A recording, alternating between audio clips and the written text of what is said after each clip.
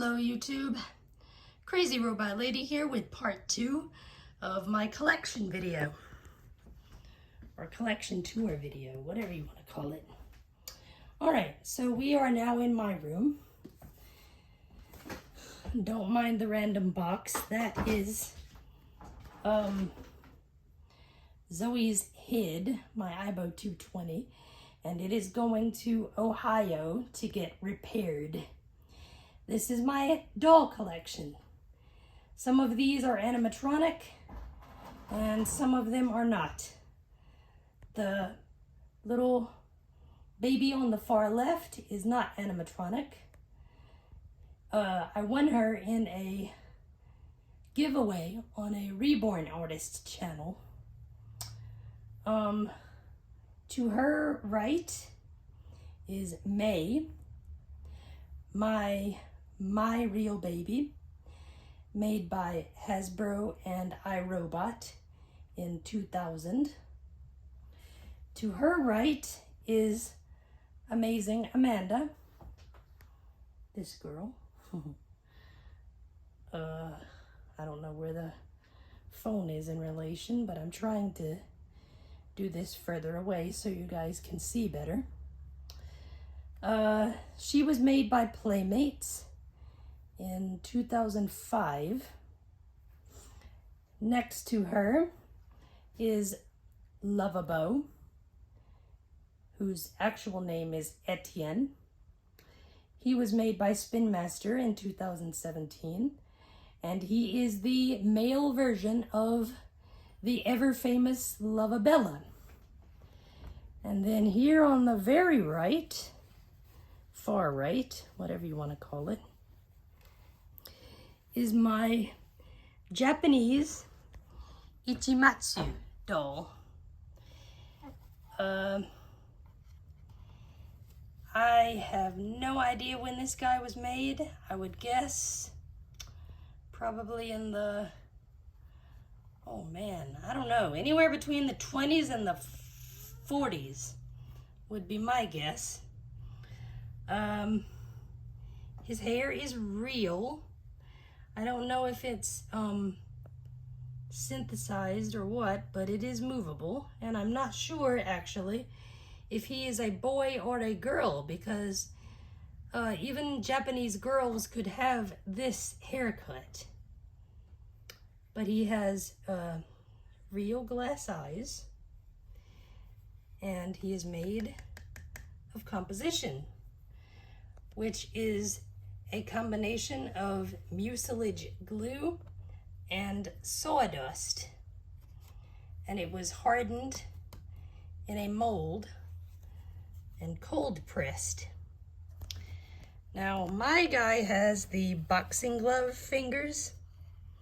They aren't very well defined, but Ichimatsu dolls of really good quality are like stunningly lifelike considering what they're made of. And the, I don't know if it shows up very well on him, but their skin is given a shiny quality by this stuff called gofun.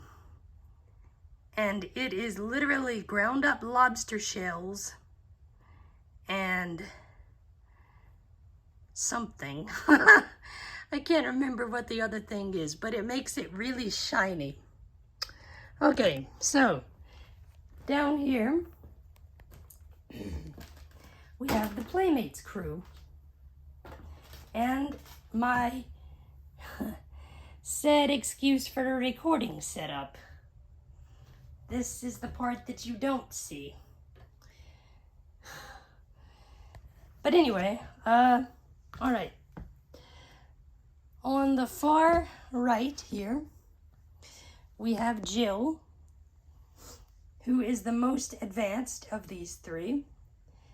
Ordinarily, she would be able to move her arms, her eyes, her head, and her mouth. And she can even understand certain words. To her left, oh, Jill was made in 1987, sorry, by Playmates. I can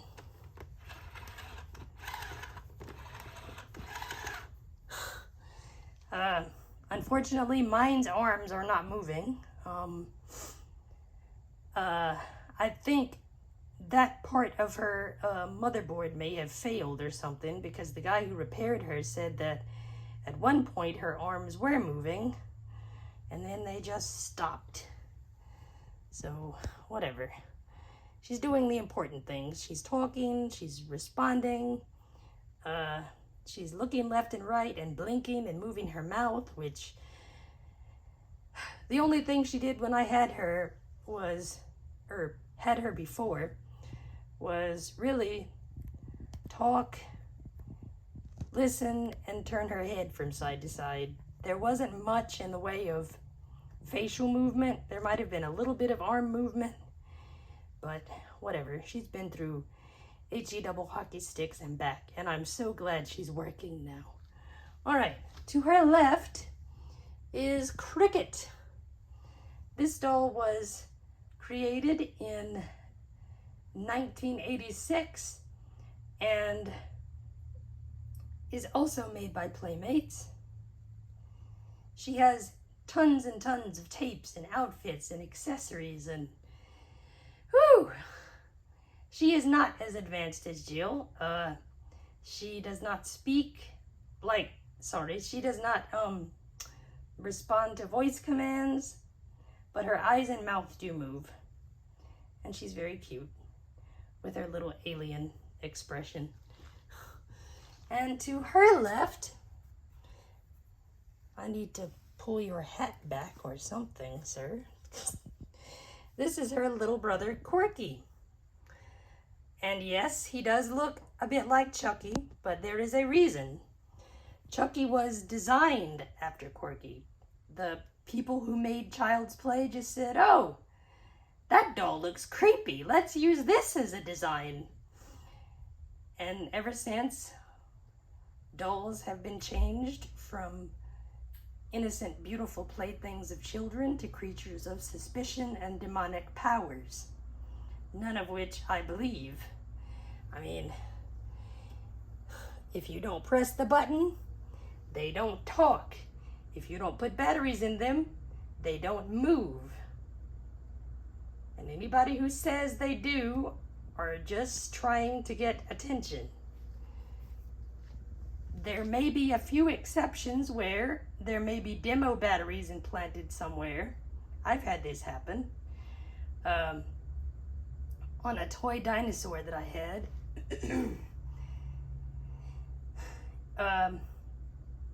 It would still make sounds and light up its eyes, but it couldn't walk or anything.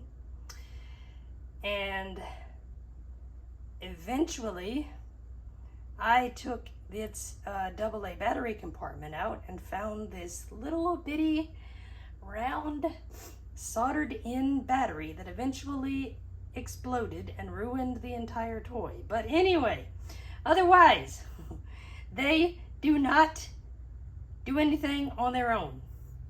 Okay, now to my little filming process, just in case you were curious. This is where I work when I'm filming the dolls. The phone goes into the tripod like this, and I use Jill's feet to center myself. So I lock my arm, not lock, but lay my arm over her feet, and depending on what the phone tells me, then I have to make all these micro adjustments.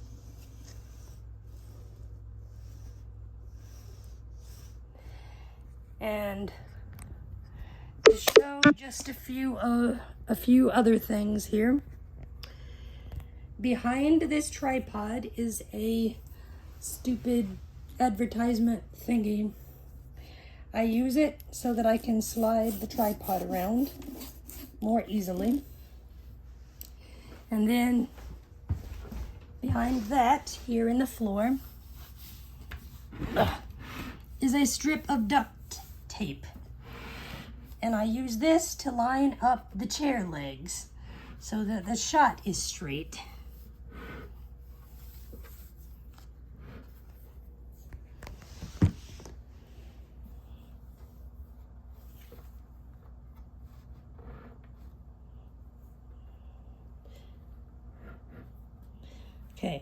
So then you have all those little micro adjustments.